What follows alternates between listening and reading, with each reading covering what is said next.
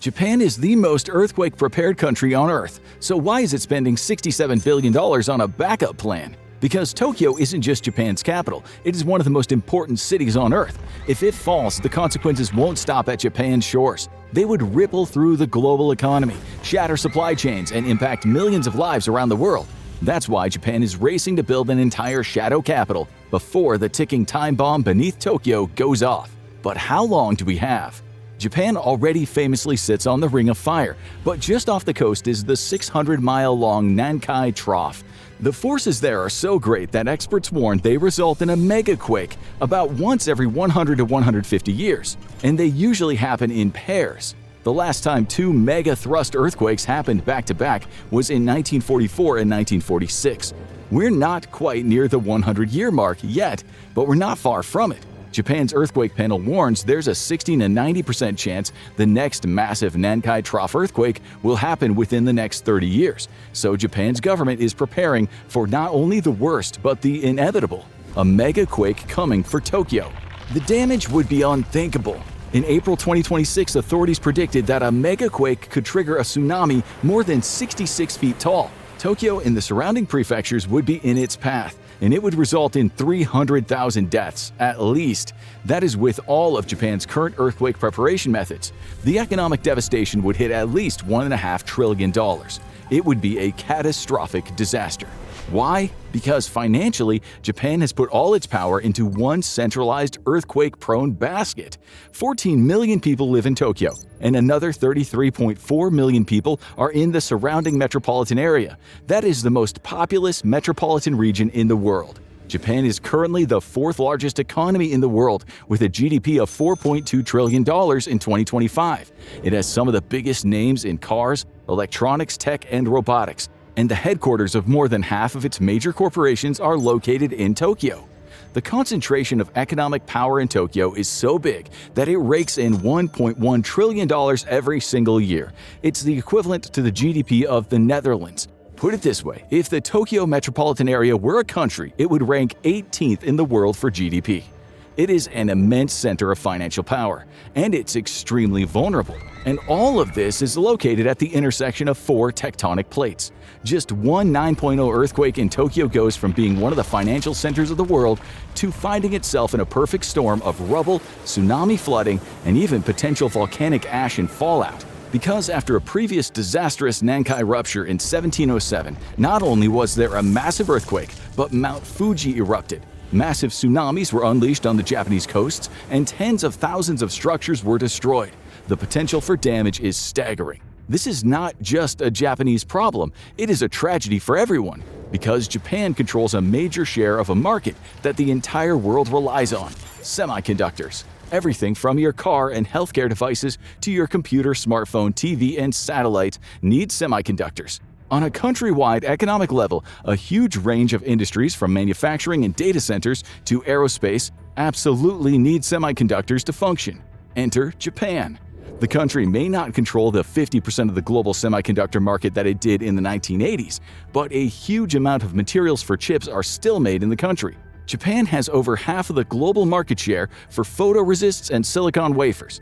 It also has 88% of the global market share for semiconductor coders and developers. Since the majority of Japanese business activity is concentrated in Tokyo, a megaquake would be disastrous for residents and paralyze the world economy. No one has estimated how bad the impact of a semiconductor material disruption in Japan would be to the rest of the world in terms of absolute numbers, but the supply chain would certainly be heavily impacted. With Japan controlling such a massive share of the global semiconductor market, replacing its lost supply would be nearly impossible overnight. Could the rest of the world even keep up?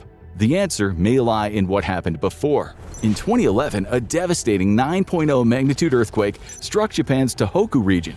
Even though it's a much less densely populated and financially powerful area of Japan, it is still home to some Japanese tech manufacturing. One of the biggest tech victims of the earthquake was NAND flash memory, a vital component for iPads, iPhones, SD cards, tablets, and much more. The earthquake caused a power outage in a Toshiba production facility, the company with a 35% share in the global NAND flash market. Despite being a short-term blackout, it caused production of NAND flash memory to fall by 20% for the next 2 months. Another tech product, DRAM chips, was also impacted by the Tohoku earthquake. 3 wafer fabrication plants in Japan were severely damaged or powered off by the earthquake. Almost immediately, DRAM chip prices rose by 7%. The impact of a Tokyo megaquake on the tech industry, including global supply and prices, would be 1,000 times worse than those examples.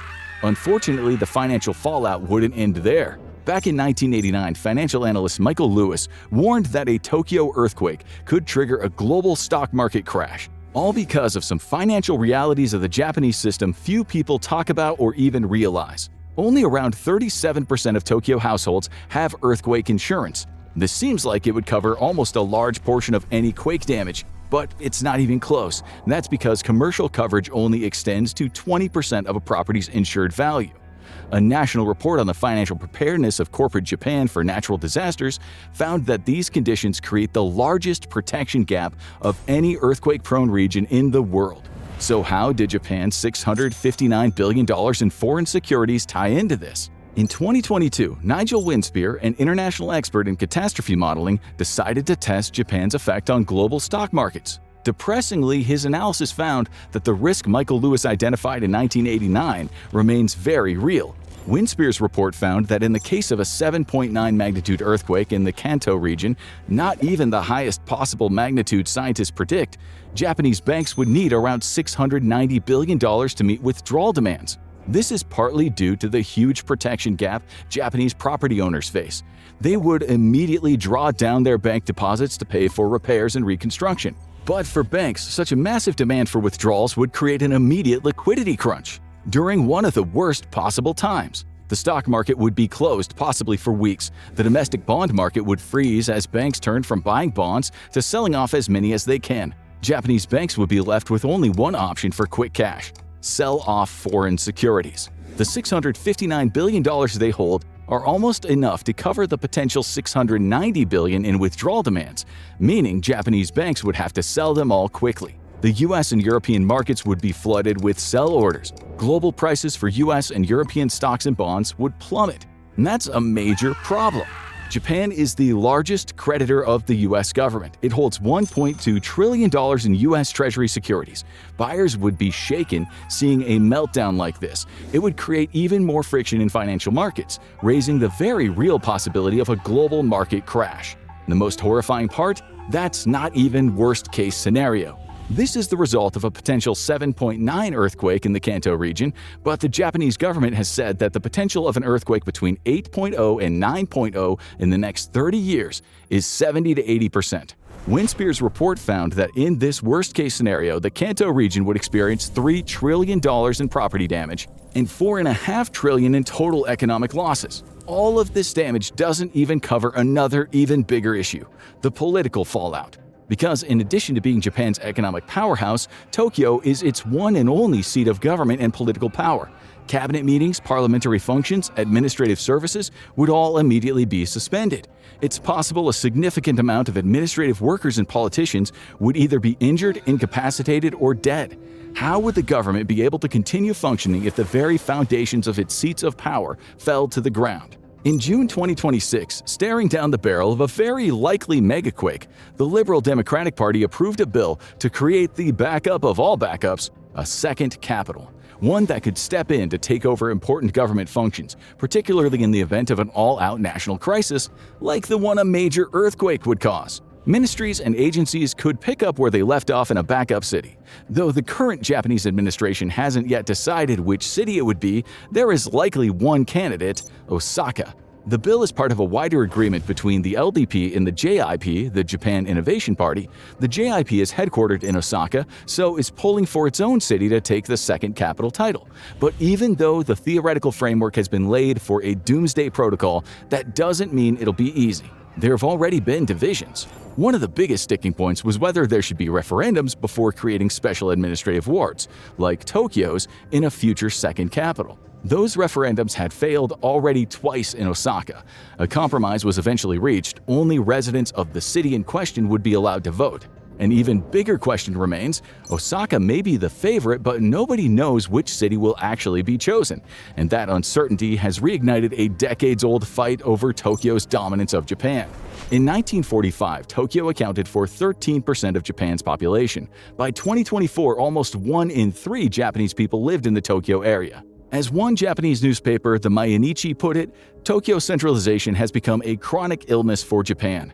According to the same editorial, policies implemented by the Tokyo-based central government have stripped regions of their unique character.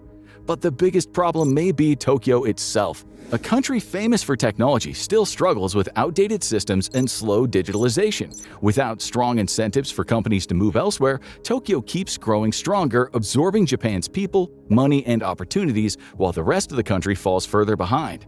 So various cities and regions are seeing this potential legislation as a chance to acquire more political and financial power for themselves away from Tokyo. It'll likely set off an intense, potentially time-wasting competition between cities for the honor of being Japan's second capital. But creating a second capital is complicated. There's more to it than just building a backup government office. Japan's entire financial system and public infrastructure would have to be redesigned to operate from 2 centers of power. One of the most important institutions taking the plan seriously is the Bank of Japan, BOJ, the country's central bank and a pillar of Japan's economy.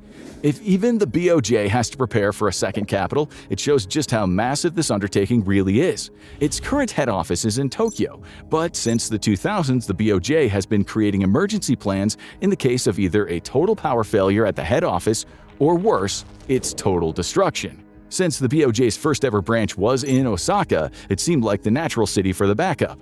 If the BOJ Tokyo Computer Center goes offline, but the Tokyo office remains intact, it continues to run while processing data through the Osaka Backup Center. If Tokyo becomes completely unusable, operations can be transferred entirely to Osaka.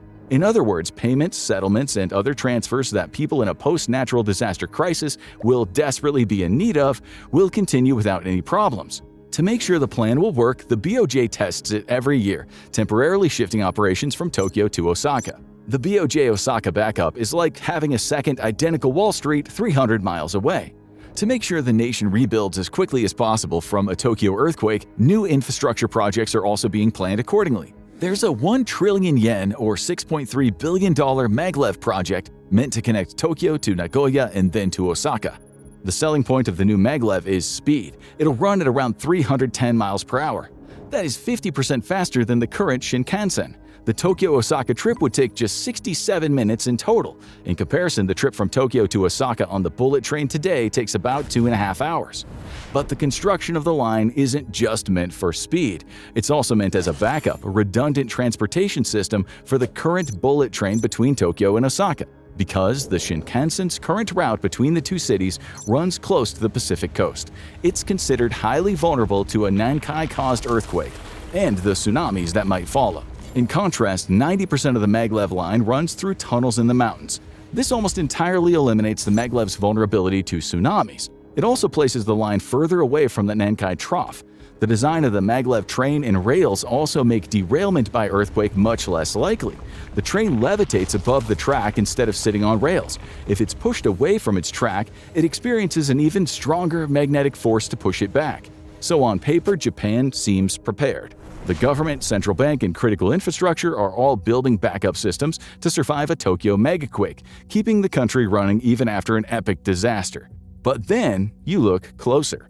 Because behind the impressive preparations is a major weakness. Some of the most important services Japan would depend on after a disaster still have no concrete backup plan. Chief amongst them, how the Prime Minister would actually run the country from Osaka, because the plan to do so is vague, untested, and unlikely to work. Japanese PM Sanai Takaichi agreed to the second capital plan for Japan when she was desperately seeking a coalition for her party, so the LDP could remain in power. She needed the JIP on her side, so the plan to make a city, likely Osaka, a backup capital for Japan was hatched.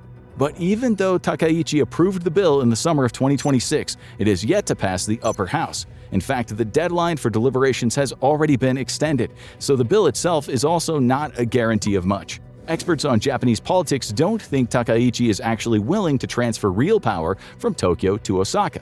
International Relations professor Stephen Nagy says the JIP is a regional party. It has a vision of a more decentralized Japan that'll contribute to the economic growth of Osaka. There's also the symbolism of moving some of the power out of Tokyo. None of that appeals to the LDP. Osaka is also generally more liberal, which rubs the LDP the wrong way. As Nagy continues to say, the LDP has no intention of diluting its own powers. The legislation currently advancing through Japan's lawmaking bodies also sets limits on the potential power of a second capital. It ensures that the city chosen will work as a functional backup, not a complete second capital. While this may be the most practical and affordable solution, it exposes the biggest weakness of the plan. Osaka could keep the government running during an emergency, but it was never designed to become a permanent center of power. Japan still has no real long-term vision for governing from anywhere except Tokyo. Even the short-term plans have yet to be spelled out and codified. There's no strategy drawn up for how a prime minister would actually run the government from anywhere other than Tokyo. And the difficulties in doing so would be immense for any government, but particularly for Japan due to some of its administrative quirks. What happens to the people who keep the country running? If politicians, civil servants, and key administrators are killed or injured, how would Japan replace them, and how would thousands of personnel be moved from Tokyo to Osaka on such short notice? In theory, the new Maglev could help, but the revolutionary train system isn't expected to start operating until at least 2036, and even that timeline is uncertain after years of delays. So, if the Tokyo Megaquake happens before then, Japan faces a terrifying question. How do you relocate a government when the fastest connection you were counting on doesn't exist yet? Assuming the earthquake doesn't strike before then, and that's not even touching on the fact that Japan's government and corporations are shockingly non-digital. A quick transfer of government function and administration seems very unlikely. Most people in Japan still own and need a hanko stamp, a carved personalized stamp used for official documents in place of a signature. So much of Japanese government business is still conducted on paper. A 2023 report found that only 16.8% of Japanese government records are digital. More than 4 in 5 official records are only preserved on paper. This reality creates a nearly insurmountable logistical hurdle for keeping the government functioning in the event of a disaster that would cause buildings to collapse, flooding, and fires. Digital files can be backed up and uploaded to a cloud. Paper files would be destroyed in the ensuing mess. And that's just the government. The private sector is worse. A 2024 survey revealed that 17% of Japanese corporations only use paper for internal documents. Meanwhile, less than 10% of businesses are fully digital, so over 90% rely on paper in some shape or form. The potential devastation businesses might experience after an earthquake is much worse. Public discourse has also somewhat hindered the advancement of a doomsday protocol for Tokyo. Conservative newspapers have been critical of the second capital plan altogether. One publication, Yomiuri, wrote, "It does not seem necessary to limit relocation sites for ministries and agencies to a major city. This is likely an issue to be considered separately from the matter of the second capital." They also dismissed the entire initial proposal from the JIP as difficult to understand. The problem is that all this deliberation, pushback, and uncertainty when it comes to creating a second capital is wasting precious time. Time Japan does not have. We're fast approaching the expected date for the Nankai Trough to cause one of its well-known megaquakes, and scientists can't predict exactly when it'll happen. Japan's best hope at this point is that it hits closer to the 150-year mark rather than the 100-year mark, because the latter situation would put the next megaquake at 2044. The Japanese government and financial institutions would have just 18 years to complete one of the most logistically challenging processes imaginable. Japan knows the clock is ticking. It knows Tokyo is vulnerable. It knows a disaster of historic scale is coming. But knowing the problem and solving it are two very different things. Because when the Nankai Trough strikes, Japan may discover that its greatest weakness was never the earthquake itself. It was putting the fate of an entire nation and the global economy into a single city. The Nankai Trough may be Japan's next great disaster, but it won't be the first time the country has faced a catastrophe of this scale. Watch how the Fukushima disaster actually happened to see how a natural disaster turned into one of the worst nuclear crises in history. Or click on this video.